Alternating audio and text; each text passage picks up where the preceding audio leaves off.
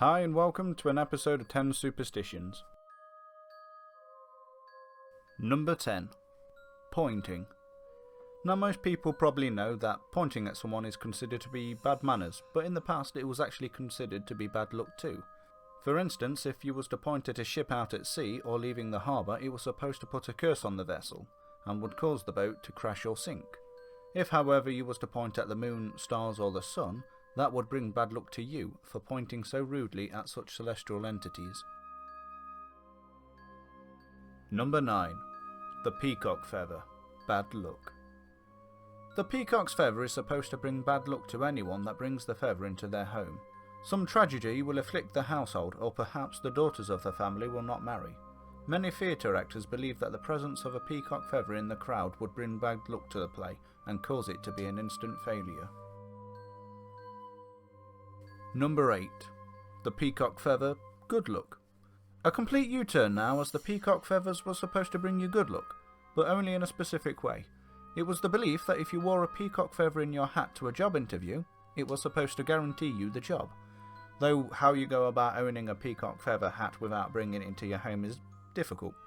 Perhaps you keep it in your garden shed or something. Number 7. My future wife. If a man loved a woman and he wanted to know how she felt about him, he would take an orange and prick it all over his body with a needle and then sleep with the orange under his armpit.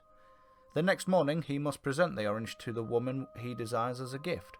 If she eats the orange, he would know that she would return his love. But damn, armpit orange. Number 6. Oranges and fertility. It was strongly regarded for many centuries that orange trees are a fertility-inducing plant that would secure true love to anyone that used the fruit or the flower of the tree as charms. This would also guarantee a marriage would remain fruitful if used. The orange blossom flower can be found in most wedding wreaths. The next 5 superstitions are actually based all around onions. You wouldn't think there was that many about them, but there actually are. So here they are. Number 5. Cure for infections. For many years people believed that onions could prevent colds and other nasty infections. The method you would use would be to take several raw onions and cut them in half, and leave them all over your home. The onions would absorb all the germs into themselves. You could see this working by after a couple of days the onions would go black, indicating that they have attracted all the germs from your house. This belief was implemented during the Black Plagues of the 16th and 17th century. Many people would cut up onions and leave them all over the houses and village, in aid to drive out the plague. In some cases at least, this must have worked, otherwise no one would have lived to have spread the word of the method. Though my personal opinion on this and how it works is that anyone with a cold would be put off entering your house because it smells of onion, making you less likely to get a cold. Though, as much as I mock this superstition, many people believe this, so it may be worth giving it a go. Number 4. The cane. A belief by many naughty schoolboys destined to have their hand struck by the cane was to rub a raw onion into the palms of their hand. This would ensure that the pain would be lessened. If you could, you would rub the cane with a raw onion too, which I'm not entirely sure how you'd go about doing without the teacher questioning what you were up to, but that's how the superstition goes. Number 3. My husband-to-be. This superstition goes that a young woman who would perhaps wonder who she would marry would gather a number of onions equal to the amount of potential suitors and carve their names into each one. They would then place the onions in a warm place, such as by the fire, and the onion that would sprout first would be the person you would marry.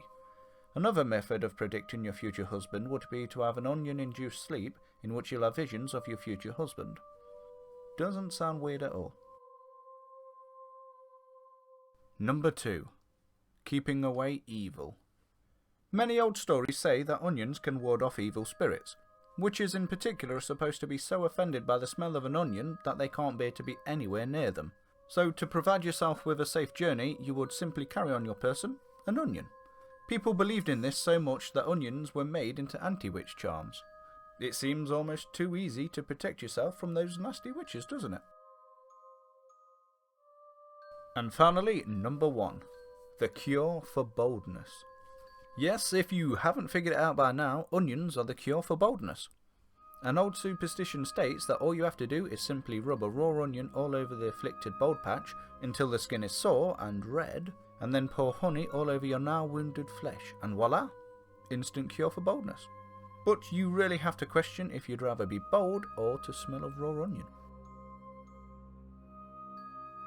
That's it for this countdown of 10 strange superstitions. Hopefully you'll join me next time with another 10 strange superstitions.